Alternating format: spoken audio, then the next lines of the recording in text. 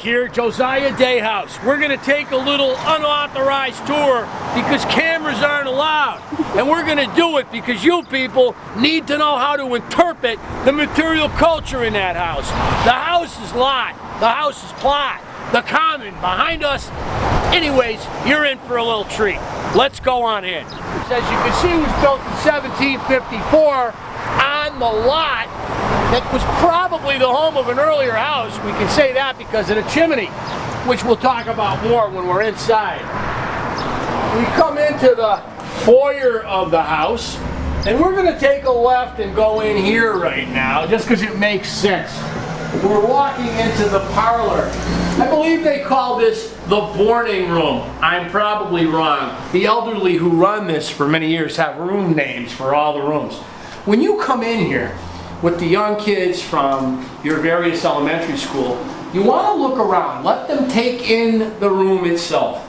You want to point out to these kids, and you're not all going to do this, and maybe we shouldn't do it right here, but all the things that this house has seen pass by it between 1754 and the present day.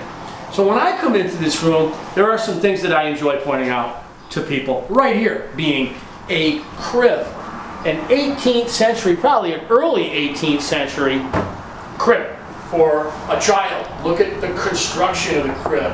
What does this tell you about the time? This thing right here certainly is something that's going to be handed down from one generation to the next. On the wall behind the crib, above the fireplace, is what's called a mourning picture. And that's a picture, and you guys all probably recognize the house. That's obviously not the Day House. That's Mount Vernon. And that mourning picture pictures a family. We don't know who those people are, but they're grieving because of the death of our first president, George Washington, portrayed on the urn right here under the weeping willow tree. Very, very popular style of painting from the 17th and 18th centuries. Inside the room we also see here a 3-string stand-up bass which came to West Springfield in 1800 and went to the Congregational Church on top of the hill. You guys call it the White Church. Right here under glass is the original Bible that the first minister in town brought with him when West Springfield became a town back in 1774, 20 years after the Day House was built. His name is Joe Lathrop, and I'll show you Joe Lathrop in his anonymity in a moment. Other things to look at right here: mantle clock made of marble, provenance to the house itself. This stereoscopic viewer. Today we have cell phones that take 3-dimensional pictures. Well, here's a 3-dimensional picture viewer from the mid-19th century, and if you look through it, the two images combine to create a 3-dimensional image. Kind of a nice little gimmicky piece with various images that can all be viewed in the 3-dimension. So that's fun. The whole point being, when you come in here with young kids, you want to let them take a look at what's here and ask questions. Clearly it was a different time. There's a checkerboard sitting here. I doubt they were playing chess. This is America. Chess, a little bit too much of a thinking game for those busy Americans back in the 18th and 19th century. There's a couple of pairs of glasses. One pair tinted. Interesting, isn't that? Yeah. So with that in mind, we're taking a look at the room. I'm seeing if I can see any other things of particular interest.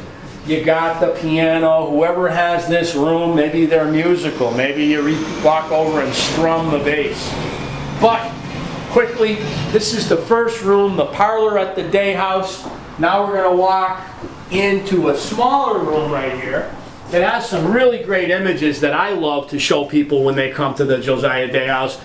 An image here of the original bridge. Actually, that's the third bridge that connected West Springfield to Springfield. And you can see that it was a covered bridge about 300 yards long.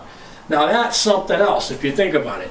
And here's a picture right here of the same bridge with ice flows coming down the river, which destroyed the first two bridges. So they must have been worried. This is a really awesome thing that we have in the Day House.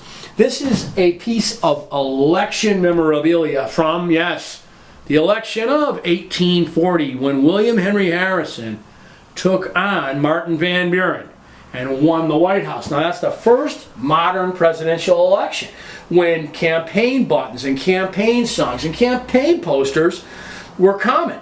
This campaign poster is one of many. It was printed, but I'm going to tell you something. The Day House has the only copy in existence that I know of.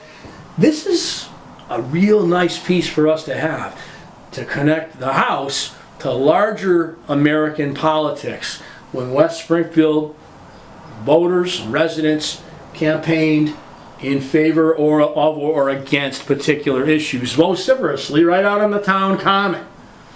Here's a piece of material culture, a 19th century, looks like late 19th century woman's dress on a mannequin.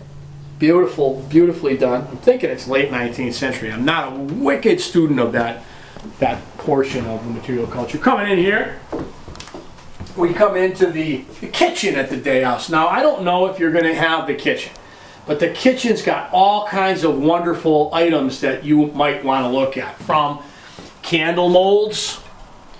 Remember, everything had to be done by hand by the family. You want candles? Well, you use animal fat, tallow, and you make the candles yourself over the fireplace. A big part of American culture for years was tobacco. This is a tobacco pipe, and pieces of these pipes can be found all over Massachusetts. The pipe has a long stem because as someone smokes it, the tar from the burning tobacco gets deposited in the end of the pipe, and as you smoke the pipe, the aperture gets thinner and thinner, and when it closes up, you snap it off, and slowly the pipe gets shorter and shorter and shorter until you just have a little stub, or even a smaller stub than this, that you're smoking. But tobacco culture was a huge part of Western Massachusetts. This is the home of the river gods, where Connecticut Valley broadleaf and Connecticut Valley shade tobacco drove our agrarian economy for many, many years. We take a look here at the famous Hessian kettle. This kettle appears in the Day House shortly after the Convention Army. And for you guys that know your U.S. history, you know that Gentleman Johnny Burgoyne's Northern Army invaded the United States in 1777 during that Saratoga campaign and ended up surrendering in October of 1777. The whole army surrendered to Benedict Arnold and Horatio Gates and then proceeded to slowly march south. There were Hessians with that army, and that kettle purportedly belonged to one of those Hessians and was gifted to the Day family when the Hessians proceeded on south. Some say that one or more of the Hessians remained in West Springfield, but anyways, we got the kettle. And a kettle like this would be used for just about anything from cooking to, cleaning. You're going to boil your water and you're going to use it to clean. We have bread boxes. We have an extended arm that would be used by the women and the various hooks. So you'd be preparing everything from your beans or your corn, your succotash, or your puddings or your breads. Everything is getting done over the open fire, hearth cooking. And one of the reasons that I told you earlier that the Day House is probably built on the foundation of an earlier house is the chimney. And you can see this is a really big chimney. And that right there is called a Dutch oven. It's built right into the chimney and it's there for making bread. This style chimney falls out of favor as we approach 1754. It's highly doubtful that this was built by Josiah Day when this house was built. This chimney probably was part of an older home that burned. The chimney stood, the Day House was built around it. But you can see all kinds of different pieces of material culture that would be used for cooking, from frying pans to kettles, irons for ironing your clothing, just about everything. You are welcome to research some of these particular items, ladles. Research them so that when it's time to talk to the young people, you'll have some ammunition by which to do that. Over here we can see wooden salad bowls, again carved out of a burl, a big piece of wood, and what we would call a mortar and pestle, colonial style mortar and pestle for grinding flour. If you don't want to go to the miller, we grind our corn into flour, we grind our wheat into flour right here in the mortar and the pestle. You probably don't want to go banging that around the elderly. They'll get angry with you. They'll be afraid you're going to break it, so don't do that.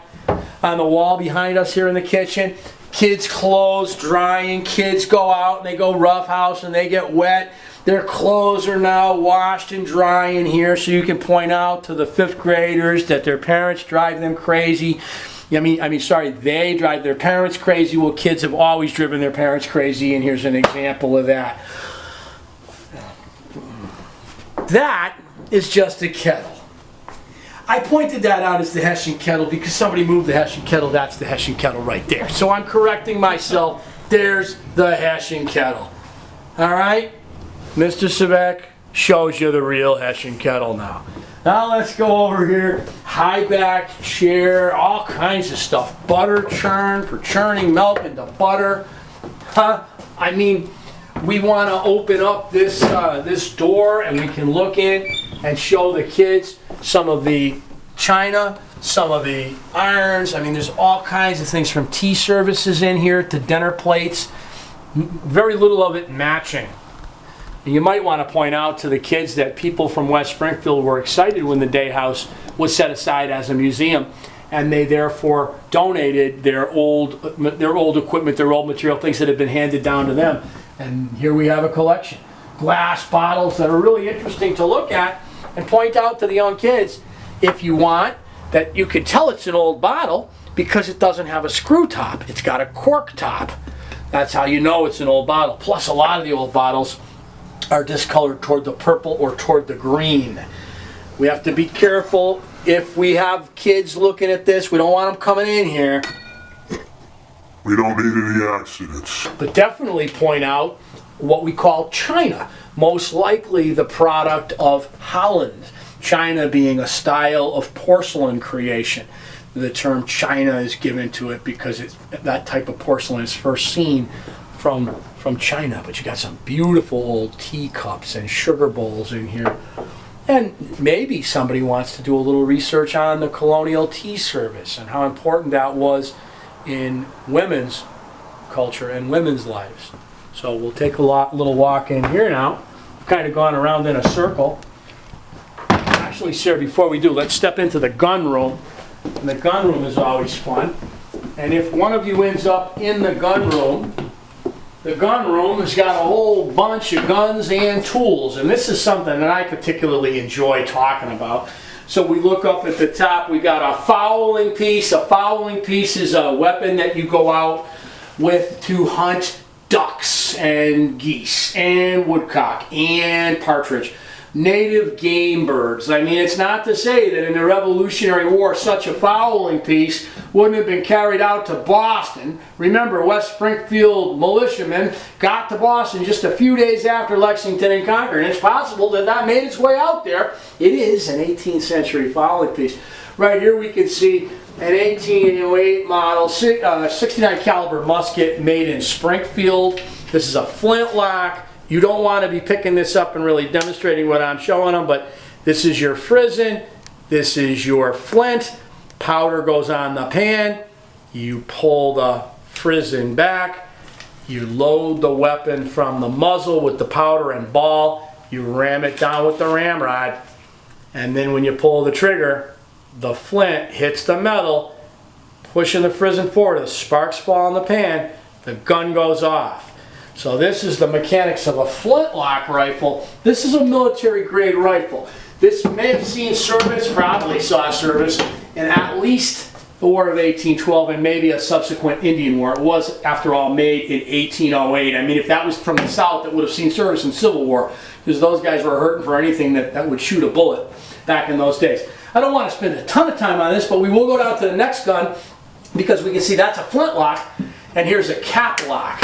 And this takes advantage of the percussion cap, a new technology that allows for the weapon to discharge in inclement weather. So bad weather, flintlock, it's not going off. But with a percussion cap on this, the main powder charge doesn't get wet. The little cap that you put on there discharges, and superheated jet of fire goes in and ignites the main charge. So different types of guns. You can see that we've got a bunch of them here that you might take a look at when you're doing research online about our collection.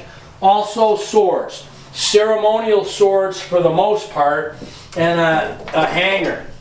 What's called a hanger, a 17th century hanger. I mean, this thing could have been part of West Springfield's militia forces fighting King Philip back in 1675.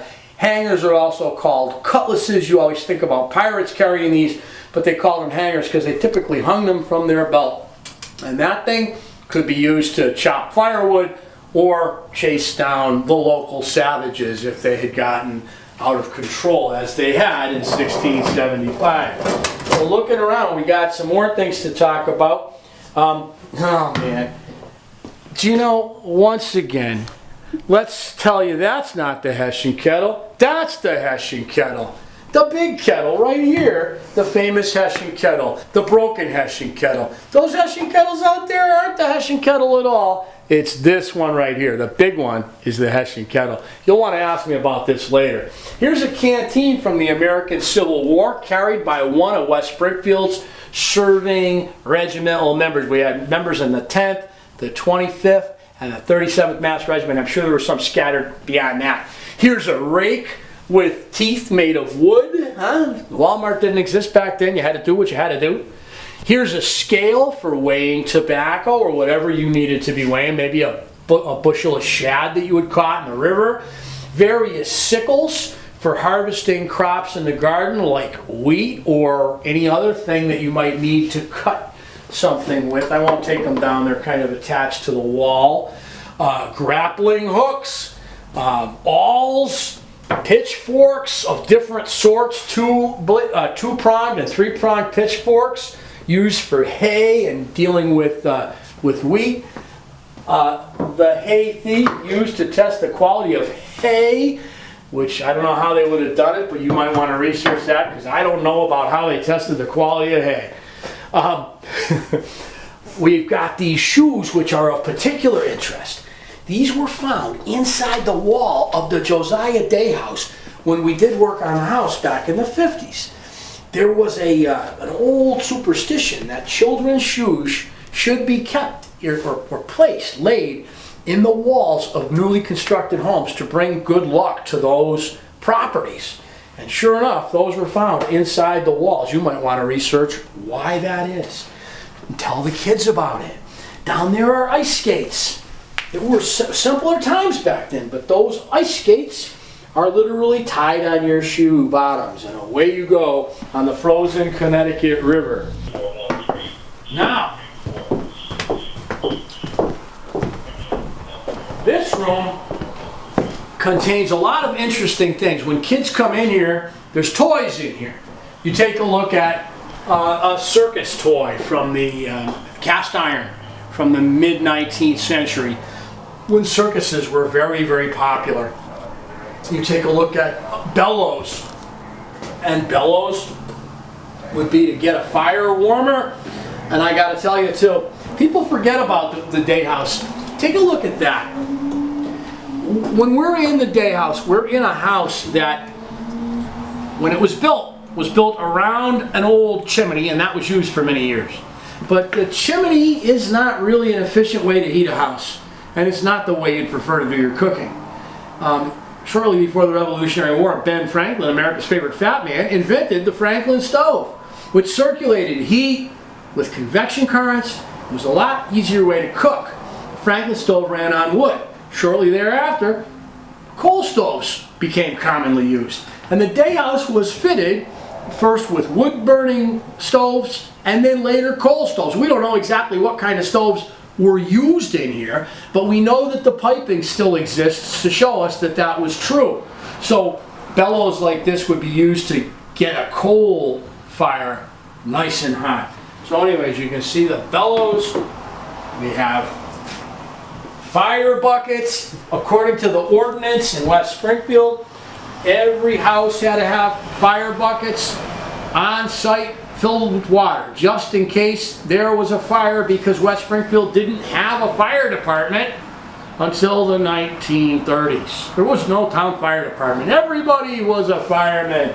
Imagine that. So the fire bucket is a neat thing to show kids. The tricycle, look at that. Think about that Huffy that you're really proud of in your garage. Imagine if you had that. You'd be even more proud. Made of wood. Huh? And this is from, wow, this would be the 1880s, 1890s. Now, I don't know if the Day Sisters carried that around. You know, and how about these? What are these? These are wonderful little illustrations of the story of the world until the 1940s. The story of the history of the world was that the world was freezing. If we think about the world and the history of the world, for thousands of years, people fought the cold for 9 months a year, and this is a brazier. So coals would be taken out of the coal stove and put in that little, very heavy iron box. They'd then be put inside the brazier, and you'd carry these to your bedroom at night to give you a little bit of extra heat. Imagine that. Say you were doing some writing at the table. That brazier sitting right there, a brazier, gives your hands just enough warmth so that you're going to keep writing and your blood is not going to freeze in your veins. You imagine those cold nights in December, January, February, March even, when you just take it for granted that you have central heating. And these people have a coal stove or a wood stove or a fireplace, and if they have these, they're lucky. The fight against the cold. We also have foot warmers. So here's a brazier, same idea, metal box inside. You brought that to the table with you, and while you're eating, you put your feet on that. Remember, heat rises. So if we're heating this home with, wood fire right now, it's going to be a lot warmer where my head is than where my feet are. And it's going to be warmer upstairs than downstairs. So if we're eating downstairs, down here's where the draft is going to be. Those foot warmers are going to do us proud. We're going to be glad we have them. A whole bunch of dolls, porcelain dolls, beautiful dolls that little children played with, building blocks. I believe there's a couple of games in here. There's dice. This is the kind of thing that you might make connections with the kids. How many of you guys have dolls? How many of you take such good care of your dolls that they're going to survive? A snow sled. Back when I was a kid, we had a sled very similar, the flexible flyer. I don't know if you Tide Pods have ever even heard of a sled like that before. And how about this? It's a hoop, not a hula hoop. You don't put this around your waist and wiggle your hips. You roll this with a stick and keep it rolling. Seems like a kind of simple, stupid game, but those were simple, stupid times, everybody. This, clearly a chest of drawers. This is from the late 18th century, and it's got some value to it. We don't like to talk about value in the Day House per se, but that's an American piece of furniture. And what we know about American furniture is it wasn't mass produced early on. And there's not a lot of it. And remember, supply and demand. We have ladies' bonnets. Oh, those crazy ladies. Look at these bonnets. And of course, something the gentlemen don't have to worry about, hat pins. Lady puts a pin like that through her hat. If a young man gives her any trouble, bingo! It's like she's got mace and a small sword put together. We come over here, we got various material culture items that would be used to setting the table, creamers and presentation bowls and dishes. On the ground here, trunks. Right here, something in this it right here. This is a jug that I like because this jug comes from the Massasoit Spring. Bear Hole, people, produced the cleanest bottled water in the world. It came in a bottle like this. They actually tested it back in 1905, and it beat out Poland spring water. And these things are very rare, and it's nice that we have one in the Day House to show everybody. West Springfield still brags about our really clean water that we get from Southwick. This is a writing desk, and I can open it up, and you can see how people wrote a lot back in those days. They did not complain about the 5-paragraph essay. They wrote 50-paragraph letters to their loved ones. They were always writing with beautiful cursive script. And so we have the inkwell and the different items that might be used for writing available here to show the young people. And letters, this is I believe this is the bill of sale to the Day House, the original bill of sale with a stamp on it right there, which makes it kind of fun.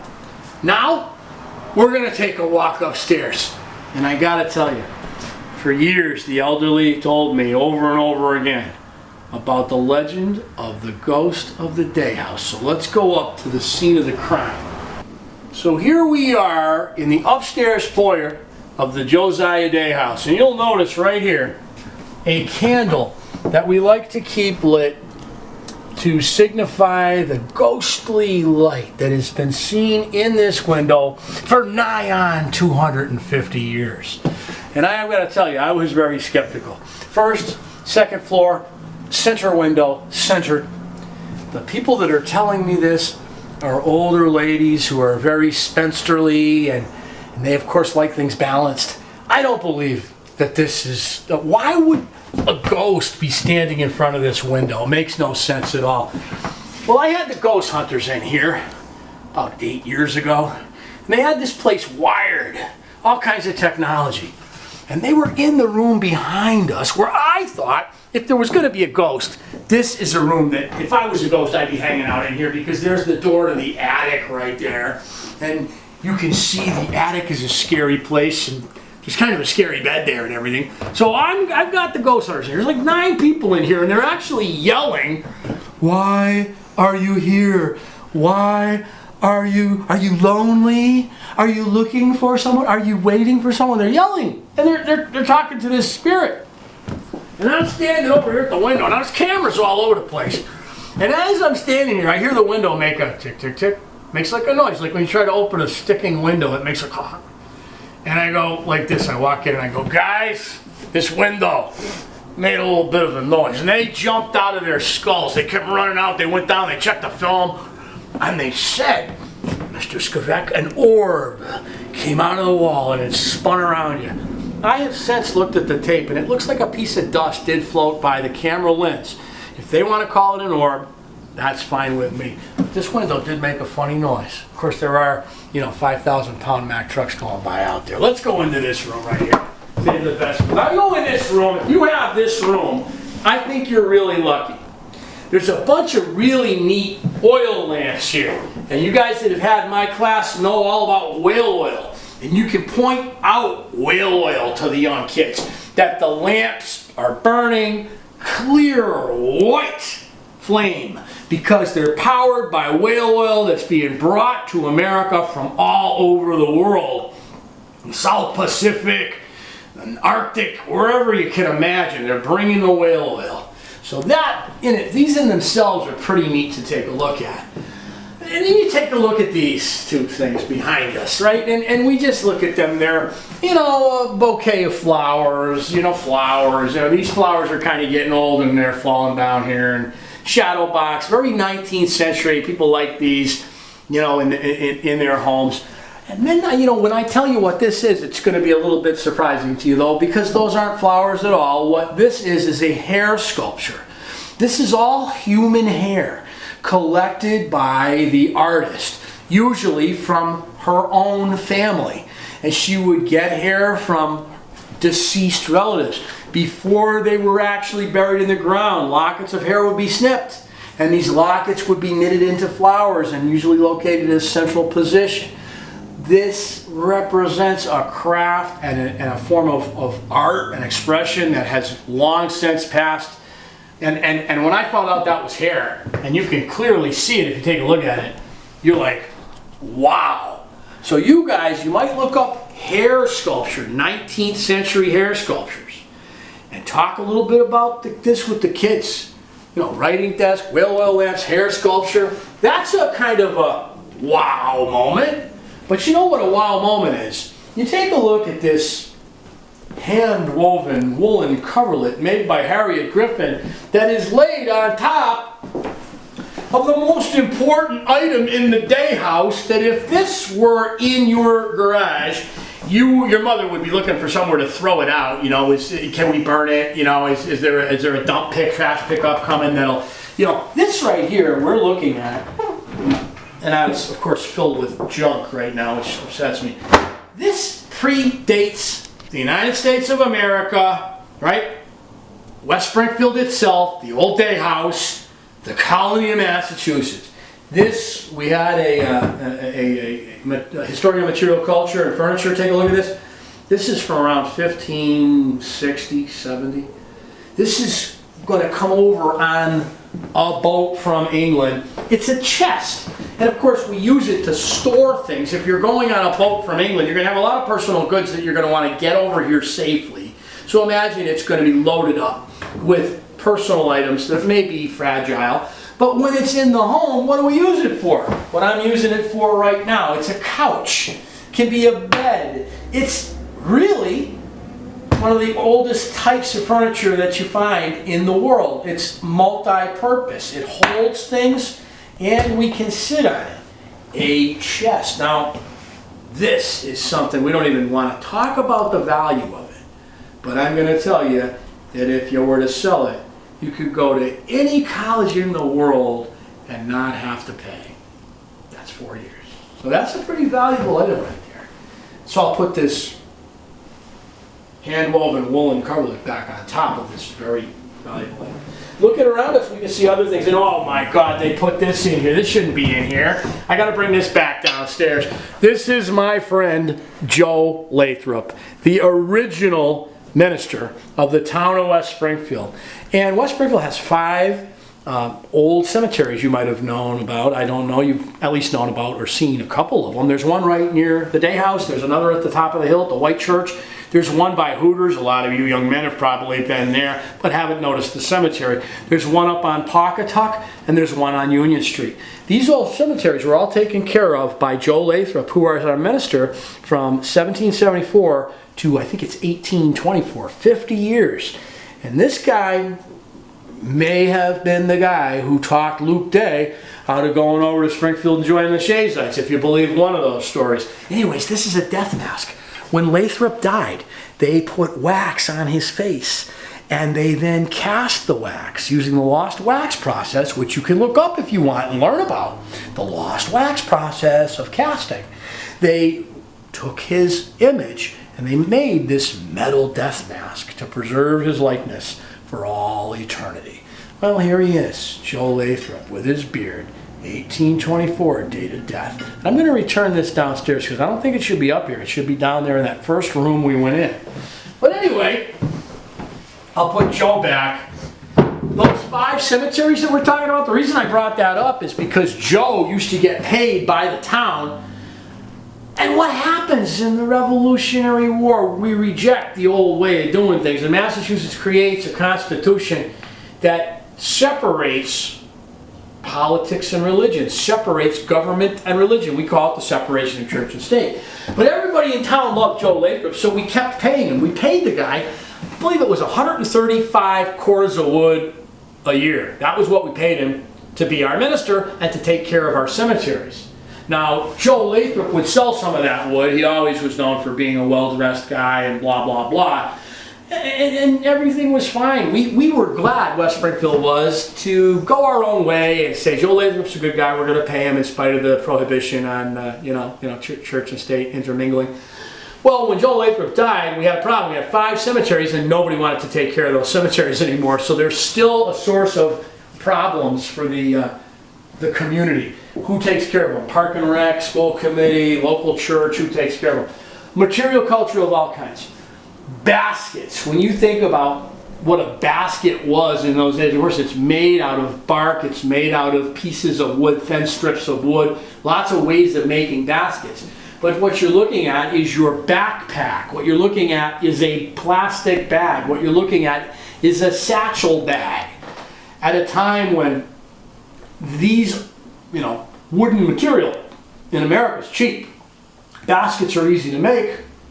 They're long lasting. And the craft of basket making is clearly illustrated here at the Day House, along with quilts. Still considered to be a huge collector's item, proudly displayed by our Ramapog members, who could probably tell you a lot more about them than I can. These are spinning wheels, which you know about. A woman in the 18th century was expected to follow the cult of domesticity, which our librarian Sarah Forful will tell you all about. She's an expert on it. But they were supposed to rear the children, make the children fine young men and young women with virtue, to man and to lead the new republic into a brave future. So for women, spinning harkened back to the world of ancient Rome. It was a virtuous thing. It was supporting the family. Well, now we take a look at this other example of material. Got some more dresses here from the time period. This is around the 1850s. This is, I think, the 1840s, but I'm not sure. Hair combs, or whatever what do you call those? What do you call those hair? I think they're hair combs. Yeah, hair combs. Man, you would kind of stick them in your hair and leave them there. I don't know. Sewing machine. Now this is here. I mean, the sewing machine is come on. This thing is invented after the Civil War. In fact, they're very popular in our area. Some were invented just before the Civil War. But if you're a woman and you have to go through the process of sewing by hand and darning by hand and doing all that you had to do by hand, this was a huge deal. Every woman could be an independent producer of her own garments, and she could do it more quickly and more efficiently. And it's interesting when you look at this, it's hard to imagine, but the sewing machine technology, the basic technology that allows this to operate, derives from the armament industry. So remember, we're in Pioneer Valley, where the Springfield Armory shared its technology with all kinds of private businesses like Smith & Wesson and Savage Arms and Colt and Winchester. And when the Civil War ended, what are you going to do with all the machines that made guns? Well, you start making sewing machines, and these companies increase in their value, and people get rich. Now we come into the final room, the bedroom that we look at, and we say, wow, this room, I think it's the freakiest room in the joint, because when I come in here, I know that this attic is right there, which is kind of, let me shut that door, it's giving me the willies. When we look at this bed, you guys have heard of the term sleep tight. And the reason you've heard of that is because beds in these days are held with rope. Notice the twines here, come over.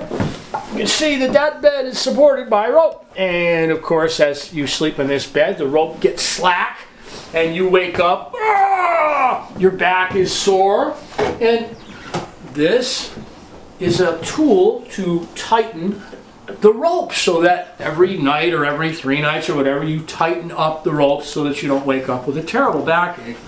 But even beds were high maintenance back then. Here's another beautiful 18th century crib. Imagine day sisters, day children rocked to sleep in this crib. Again, notice that the bed is today sporting a beautiful net. But remember, back in these days, beds were built like this to be almost a self-contained tent. The reason why there's bed coverings in these days is to hold in the heat. You bring your brassiere into bed, you've got that brassiere, giving off heat. After 20 minutes, the inside of that covered bed is nice and warm. You can go to sleep. Before you get in the bed, you use this, called a bed warmer. You go down to the fire, you get some ashes, you put it in there, and then you come in and you lift the blanket and you push this in there and you warm up the sheets. So that when you get in, you guys know what it's like when you get into a cold bed. You're like, Well, this warms up the sheet, takes the shock off. You can see up here another morning painting. Again, I believe it represents Washington, but I'm not totally sure. A hot water bottle that you brought to bed with you, filled with hot water, and you could cuddle it to get yourself warm under the covers. Here's your bedwear, your nightie from the time. Men and women both wore these, so don't think that you're escaping if you're a guy. These are samplers. You might want to look up samplers, and some of these are done by the Day sisters themselves. This is how little girls learned how to write. They learned how to cipher. They learned how to be patient, because one of the virtues of young women was to be patient and to stay within oneself. You're going to be a Republican mother someday, and patience is one of the great virtues. And doing these samplers, I'll tell you what, I'll take my pen and ink or my pencil any day of the week. You'll also notice right here some wear that we might call nightwear, that we would have our water in, right? So we go to bed, sometimes we get up, we want to take a drink, right? So we've got that. There's other uses. We might want to wash up when we wake up in the morning. And then of course we've got our bed pot right there, because we get up in the middle of the night and we have to make a trip to the bathroom, and the Day House doesn't have a bathroom. They have to go outside and use the outhouse, which by the way is an American invention, because we had so much extra land, people would have enough land to put in an outhouse. We should restore that. But right here we've got a bedpan, and of course you do your business in there and then go dump it in the latrine and everything is good. But this is, guys, the tour that I want. When you're doing this Day House tour with the kids, try to get kids to ask questions, try to be energetic, try to move around and engage them the way you've seen me do with you for years, if you know me well enough. History is interesting as long as we make it part of ourselves.